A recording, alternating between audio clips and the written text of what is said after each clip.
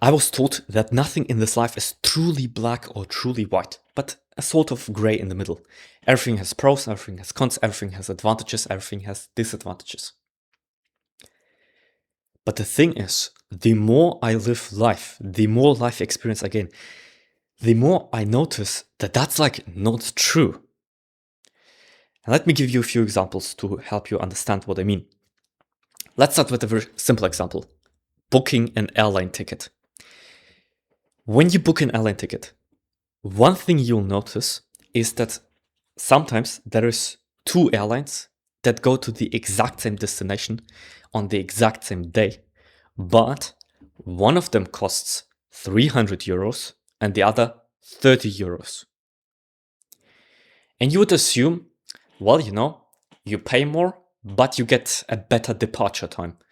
Or you pay less and you get a worse departure time. So you have advantage, disadvantage, advantage, disadvantage. So it's this gray in the middle. But a lot of the time, it's not true. A lot of the time you pay less and depart at a better time, or you pay more and depart at a worse time. So you don't have advantage, disadvantage, advantage, disadvantage. You have advantage, advantage, and disadvantage, disadvantage. And so things are not this gray in the middle. They are actually a lot further apart than most people would say and like to believe. Because the conditioning of seeing the world as not black and white, but as gray really runs deep. Everyone is constantly telling you that. And this is unfortunate because let's talk about the second example. A lot of people believe that, when you're rich, which is good, but you're more stressed, which is bad. And when you're poor, your material circumstances are worse, which is bad, of course. But you are less stressed. But I can tell you both from personal experience and from the endless literature that exists on this topic, that's not true. A lot of the times, the rich person is less stressed and the poor person is more stressed, which is why, or rather part of the reason, why rich people live so much longer than poor people. So once again, it's not advantage, disadvantage, advantage, disadvantage. It's like this. The advantage of being poor is actually the advantage of being rich. And the disadvantage of being rich is actually also the disadvantage of being poor. So it is not this great thing that everything has its trade-offs, that there's no such thing as free lunch.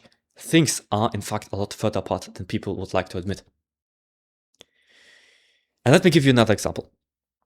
About a year ago, I considered dating a girl because she was interested in me, and I thought that she had a really pleasant personality.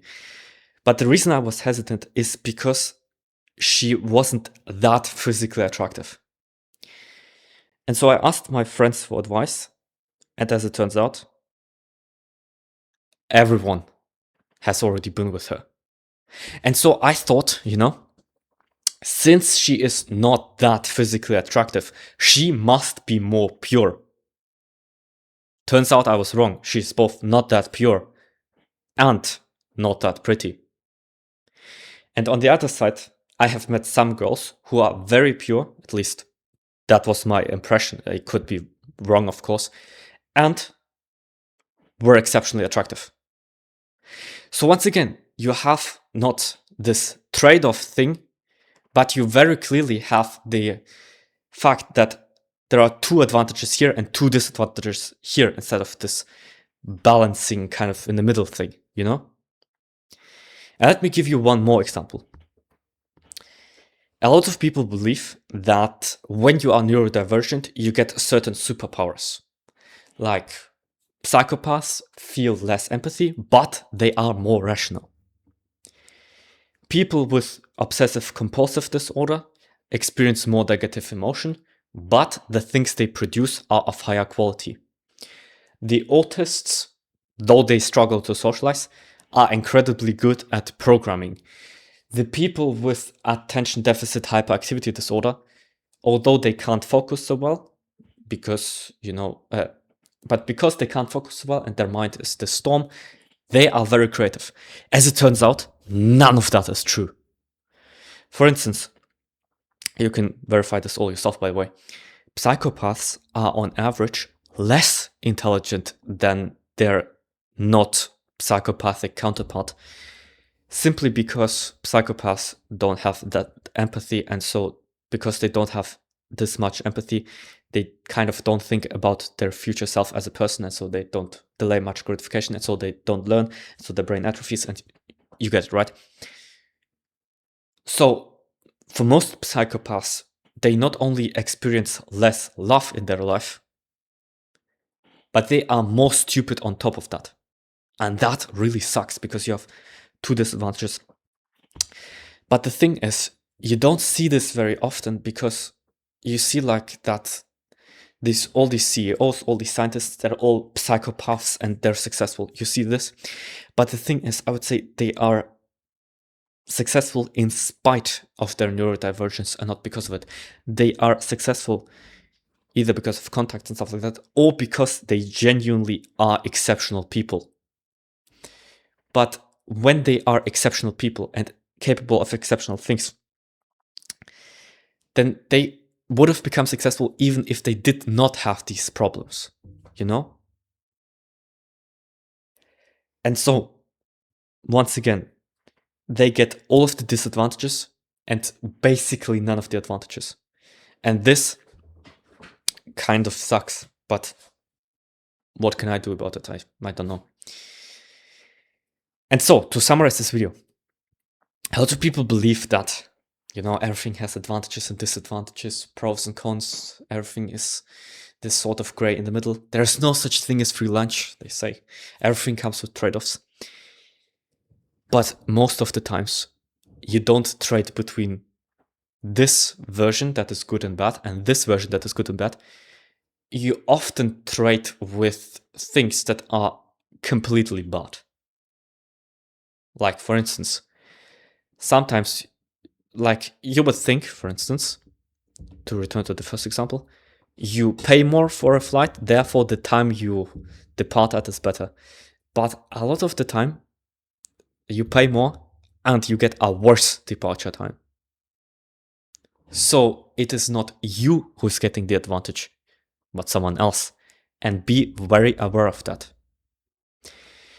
My goal with this video is to help you understand that this perspective, this worldview of pros and cons, only applies in some circumstances and not in everything like society would like you to believe.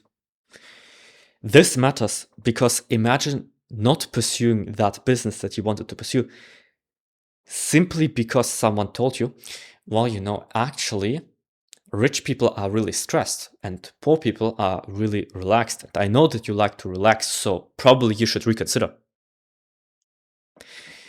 If you have this perspective, because of course you wait and it seems valid, but then you find out that that's not true, that it is actually a lot more black and white. But people just don't know better or deceive you, and this is the problem.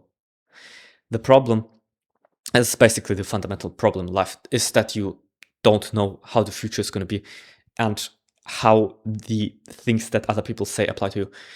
And you have to try to overcome it, mostly by gaining personal experience. That's how you'll be able to tell. And in the meantime, don't take the things that other people say so seriously if you know that you want to do something. If you know that you want to go this path or that you want to go this path, then don't take other people too seriously when they tell you about these trade-offs that come with it, because most of the time those trade-offs are not real. And you know, sometimes they are deceiving you, sometimes they don't know better. But generally speaking, just do what you want, right? Because once again, people give their opinions may or may not have anything to do with reality. And so, my name is Grill. My goal is to inspire 10,000 good decisions. And if this video helped you, subscribe and we'll see you in the next one.